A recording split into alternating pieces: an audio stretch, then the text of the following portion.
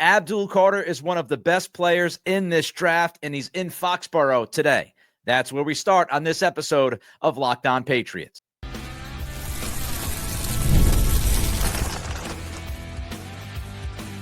You are Locked On Patriots, your daily New England Patriots podcast. Part of the Locked On Podcast Network, your team every day.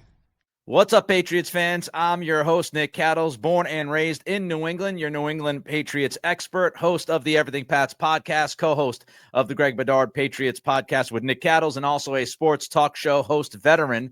The Patriots are missing one key element for their defense, and a significant quarterback injury might open the door for a first-round trade. But first, one of the best prospects of the 2025 NFL Draft takes a visit today to Gillette Stadium. We appreciate you joining the show, making us your first listen, and for being an everydayer. The Locked On Patriots podcast is a proud partner of the Locked On Podcast Network, your team every day. Today's episode is brought to you by the all-new 2025 Nissan Armada. Stay tuned for the Armada Player of the Week later in the show. Abdul Carter, he's the type of game-changing prospect that you want. When we talk about having a top 5 pick in any draft, you want a blue chip guy. You want somebody who can walk into your facility and change the side of the football he plays immediately. That kind of impact guy. And Abdul Carter is one of 2 or 3. If you want to include Ashton Jeanty, you can include Ashton Jeanty to the conversation. And we can look at Travis Hunter, Carter, and Jeanty. Those 3 guys, if you want to say Genty's blue chip, those 3 guys are seen as the blue chip prospects of this draft. Abdul Carter is one of the people that you are hoping and praying, if you're the Patriots, falls to you on draft night to number 4. Now, how likely is that? The ESPN Draft Simulator gives that opportunity a 31% shot of actually happening. So there's a 31% shot, according to ESPN's Draft Simulator, of Abdul Carter falling to the Patriots at number 4. And Abdul Carter is visiting Foxborough today. Making the visit, he's only going to visit the top 4 teams in the draft because he knows he's not falling to 5. There's no way somebody of his talent in this particular draft is going to fall to number 5. So he's only taking visits with the top 4 teams. Obviously, that's Tennessee, who feels like it's going to be Cam Ward time down there with the Titans. And then you've got Cleveland, the Giants, and the Patriots. So Carter, he is meeting the top 4 teams. He knows he's not going to end up in Tennessee, but he might end up in Cleveland. He might end up in New York, or maybe that 31% chance actually happens and he ends up here in New England. He is a top 5 pick in most years, a legit top 5 guy. We would be having the conversation about Abdul Carter last year in the top 5, 6, 7 players picked in last year's draft. That's the type of player he is. That's the kind of impact that he can bring. And we saw what he can do on the football field at Penn State this past year. You want to talk about production. Carter had production, top to bottom. Number 1 in the FBS in tackles for loss. He makes a ton of plays behind the line of scrimmage. He lives behind the line of scrimmage. He was number 2 in FBS in pressures. So not only do we look at sacks, which, by the way, he had the 7th most sacks in the FBS this past year. Not only are we looking at sacks, which is an easy number to pull up, the counting stats are the counting stats, but when you want to look at somebody who can disrupt an offense, Carter is one of those guys. 2nd in pressures in all FBS this past season. Tackles for loss, again, number 1 in FBS. He just lives in the backfield, and he makes any offense that is playing against him feel like it's in the middle of a nightmare. Just see him against Notre Dame in the college football playoff. Even though he was injured, he was all over the place. Again, living in that backfield. You want to talk about game-changing? Abdul Carter is game-changing. And what's truly special about Carter, when you're looking at who he is right now and why he's going to be a top 5 pick in this draft, one of the top reasons why he's going to be one of the first guys off the board is not only the production that we just went over, not just his athleticism, that the natural gifts that he has, but it's also the fact that what you're seeing or what you just saw at Penn State from Carter is truly the tip of the iceberg, because he's only played 1 full season devoting himself to the edge. He's been a full-time pass rusher for 1 year. So what you saw last year at Penn State was the beginning of what Abdul Carter is as a pass rusher. And that is scary. You want to talk about somebody who has that type of explosiveness that jumps out when you watch a football game? Carter has that type of explosion to his game. He's an explosive athlete. He can single-handedly wreck a game, any game that he's in, because of that explosiveness. And don't get it twisted. He's not a disaster against the run. He's actually pretty good against the run. So you have somebody who was number 2 in pressures, number 7 in sacks, number 1 in tackles for loss, incredibly explosive off the edge, good versus the run. And what's truly crazy about the game of Carter on the field, he also can drop into coverage. He's far from a one-trick pony. This is somebody who can drop into coverage. If you've watched any local TV, NBC Sports Boston, for example, they will show this highlight package. And there's one highlight of Carter at Penn State last year where he drops into coverage. He picks up, it looks like a wheel route, and he goes down the sidelines step for step with the skill position player. That's freaky stuff. There are not a lot of human beings that are built that can have the pressures, tackles for loss, sack numbers that Carter had last year, but also can drop into coverage, take a skill position player down the sideline and shut him down. Not many dudes walking the planet can do that. That's the type of player, that's the type of athleticism that you see from Carter. Some will say he might be a little bit undersized. He doesn't have the ideal size for 2025 in the NFL to play the edge, but he's 6'4", he's 250.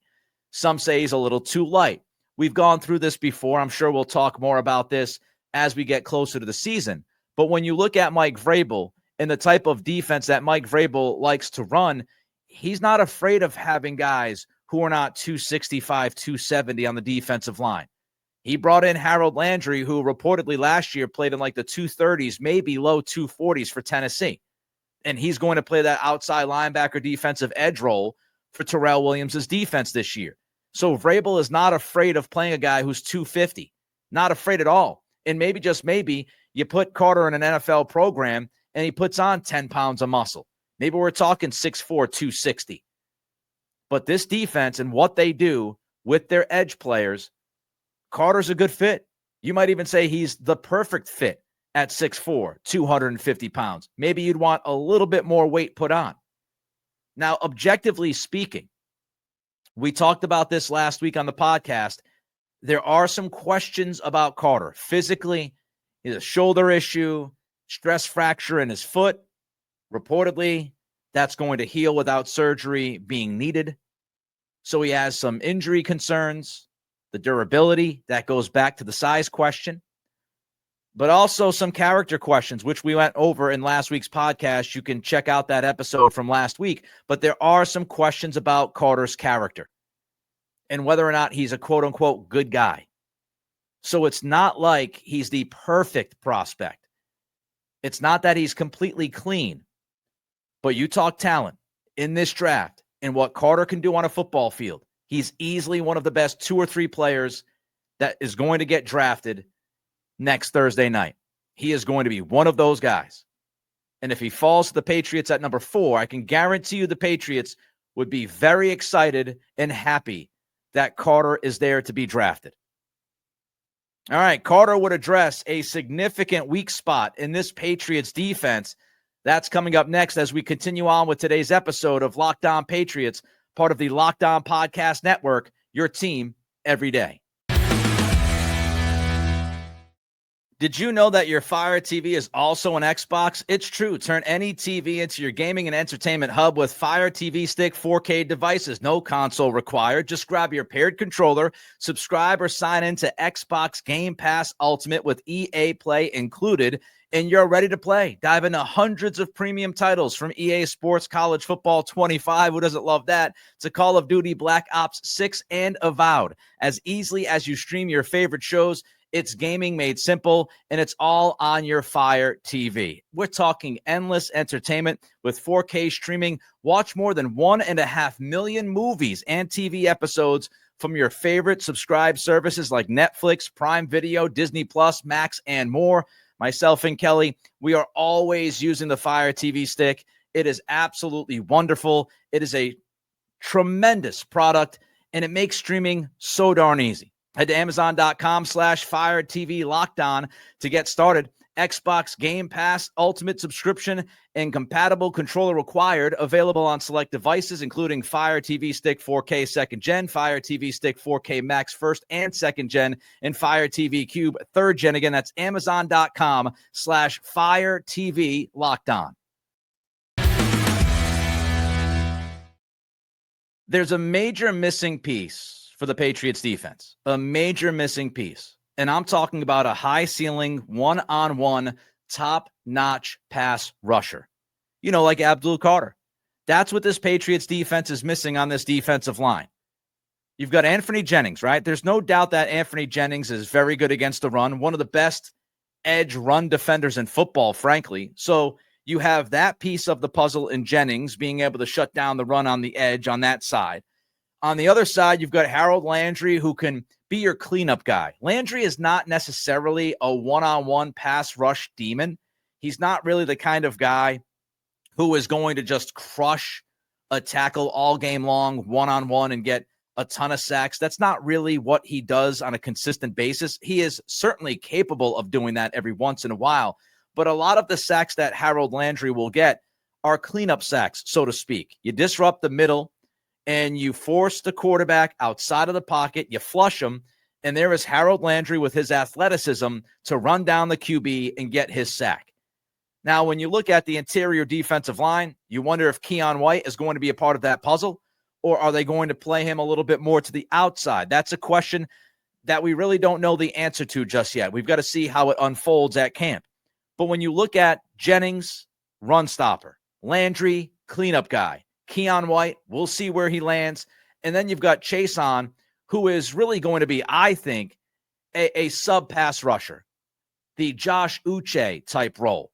That's what Chason is going to be for this defense. So you've got your sub-pass rusher, you've got your good run defender on the edge, you've got your cleanup guy, but you don't have that top-notch pass rusher, one-on-one, elite edge, who is going to drive a tackle crazy all day long, who is going to force double teams. Landry's not going to force a double. Jennings is not going to force a double. If Keion White is playing to the outside, he is not going to force a double. You need somebody on this defensive line on the edge that forces the offense's hand and makes them double on the edge, opening up the middle for you. That's what you need. You need a guy that is going to wreak havoc from beginning to end, and not as a substitution guy, not as the cleanup guy, not as the run defender guy, but the guy who's going to drive that offense crazy because, as I said last segment regarding Carter, he's living in the backfield. That's what this defense needs. That's the one missing element, especially in the front seven. And you look at the blue chip factor for this defense. We always talk about blue chips. I say that a lot. The blue chip factor on the defensive side. Let's go through it. Christian Gonzalez, is he a blue chip corner? Absolutely. He's an all-pro. Outside cornerback one is one of the most crucial positions in all of football on the defensive side.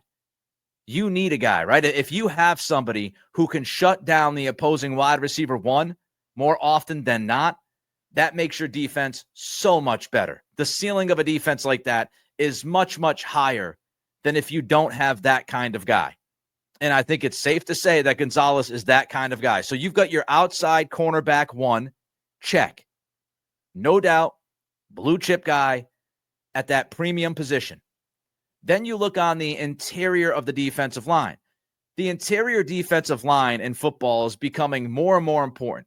And that's why you see a lot of guards now getting paid bigger money, making 19, 20, 21, 22 million a year. It's because defenses are now creating a lot of pressure on the interior of that defensive line. Quarterbacks, every single one of them, even Tom Brady, the GOAT, we saw it for years here in New England. Quarterbacks are inherently uncomfortable when you get a pass rush up the middle. You need a disruptive defensive lineman. Patriots, if Christian Barmore is back, they don't just have one, they have two with Milton Williams and Barmore. Maybe you have three if Keon White slides inside. Outside cornerback one, premium position. Do you have a blue chip guy? Check. Interior, defensive line, disruptor. Do you have one of those guys? Blue chip? Check. Maybe check and check. That elite pass rusher is the final piece.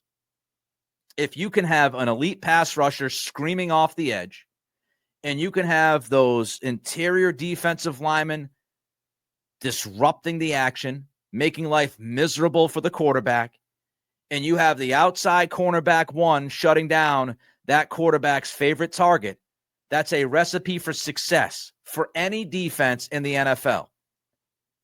So if the Patriots were capable before Abdul Carter, and we think they are a capable defense, probably just around, 10, 11, maybe even a little bit higher than that across the board through the league.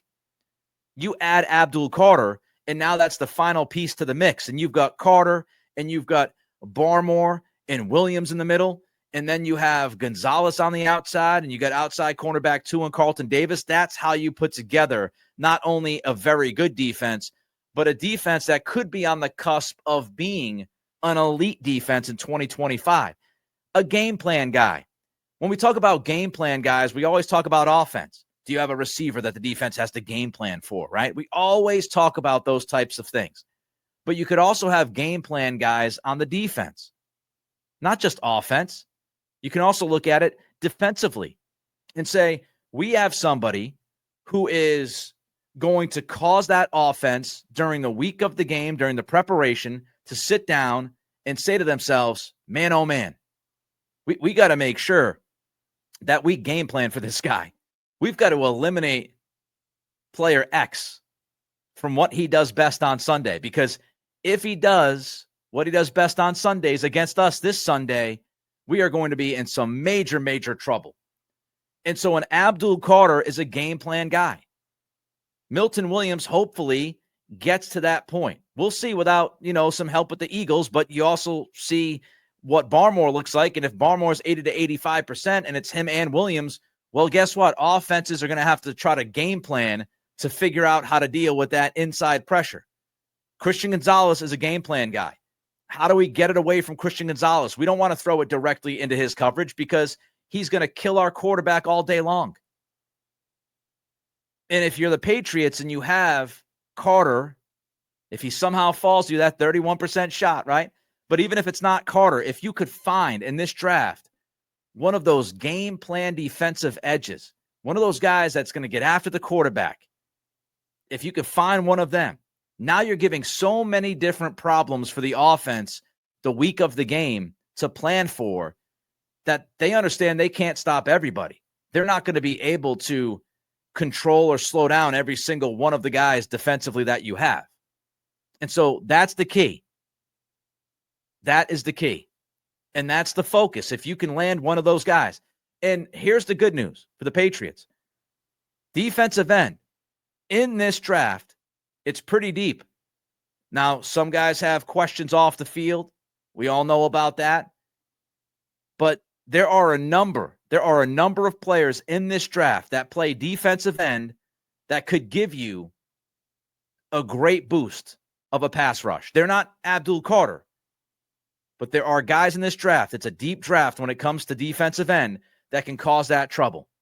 You have one of those young guys to go along with the middle disruptors, to go along with the stud outside corner, all-pro Christian Gonzalez.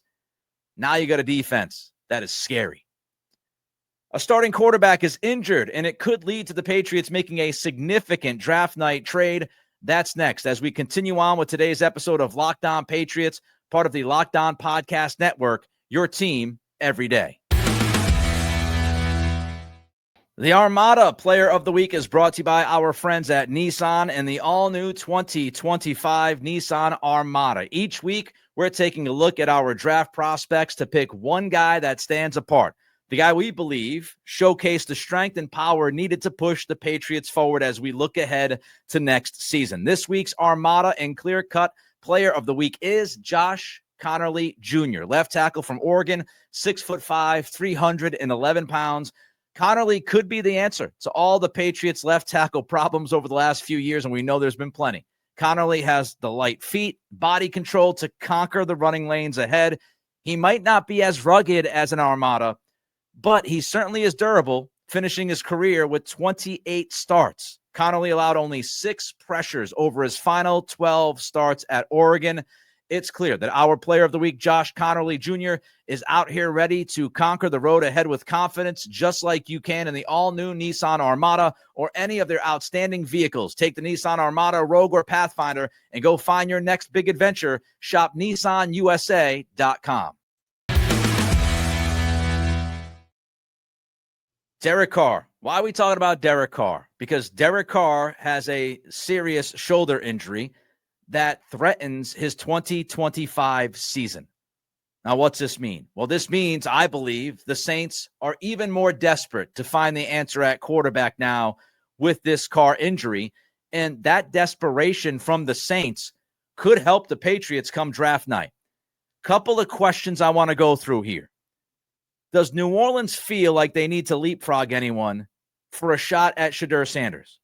Or maybe they love themselves some Jackson Dart. Do the Saints feel like they need to leapfrog any team for their favorite quarterback in this draft? Now, a couple of teams. The Vegas Raiders. I know they just signed Geno Smith, and the story is that Geno Smith is with Pete Carroll. They're a big old happy family. I don't think that completely rules out the Raiders from drafting a quarterback. Now, I would lean towards the Raiders drafting somebody like Ashton Genty. That would make a lot of sense, and I know that's a fit in a lot of the mock drafts that are out there right now. But I don't think you completely get rid of the idea of the Raiders possibly dipping their toe into the quarterback position in the first round, because Geno Smith is early to mid-30s. You don't know really how much is left in the tank. He might have 3 years. He might have 1 year. He might have 2 years.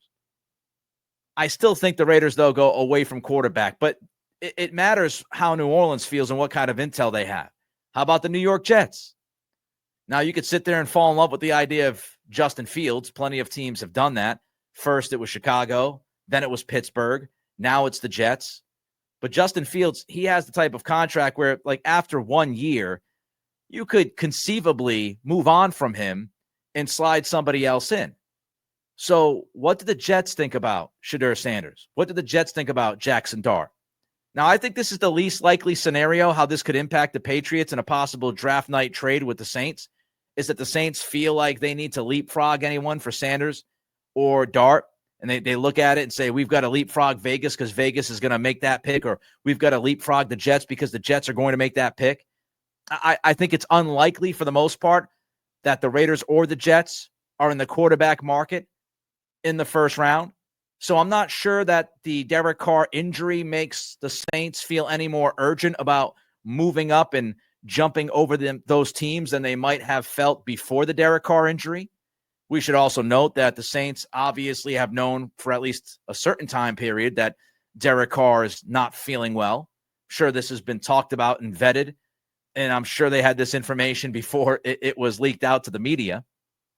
So the first part is, do the Saints feel any more urgency trying to leapfrog a team ahead of them in the first round after this Derek Carr injury? I'm not so sold on that, but there's a couple of more things that we have to discuss and look into. Do the Saints think that another team behind them could leapfrog them? Now, that's an interesting question, right? Does New Orleans believe that the Pittsburgh Steelers, for example, who are at 21, who had Sanders in for a visit, do the Saints look at that and say, man, Pittsburgh might be super aggressive and jump ahead of us to draft Shedeur Sanders? Because now Pittsburgh knows that we need a quarterback even more than everybody thought we needed a quarterback. Before this Derek Carr injury was public knowledge, many people thought that the Saints could draft a Q at 9. Now the Steelers are looking at this and saying to themselves, Well, now Derek Carr is very likely going to be out in 2025, which means the Saints are very likely going to make some kind of a move here, and they're going to possibly draft a quarterback at number 9. We don't want them to draft that quarterback at number 9 because we were hoping that quarterback would fall to us to 21, or maybe we can move up a few spots and pick that quarterback somewhere in the teens. But now, because of this Derek Carr injury, are the Steelers getting on the phone and calling teams that are ahead of the Saints to try to move up? How aggressive are they being? Because if the Saints believe that a team like the Steelers is being uber aggressive to jump up and draft a quarterback, then that is going to make the Saints in turn become uber aggressive and try to jump up to make sure that they solidify a spot that allows them to draft their future quarterback. So, for example, if the Steelers are being super aggressive and they're talking to teams that are ahead of the Saints in the draft order, and they're talking to those teams in the top 8, and they're looking around and they're asking, what would it take for us to move up in this draft and draft our guy? They're giving Jacksonville a call. They're giving Carolina at 8 a call. They might even be giving the Jets in Vegas a call. Who knows? They're probably calling everybody if they want to be that aggressive. And they're calling, they're saying, what would it take for us to get up to number 8 from 21?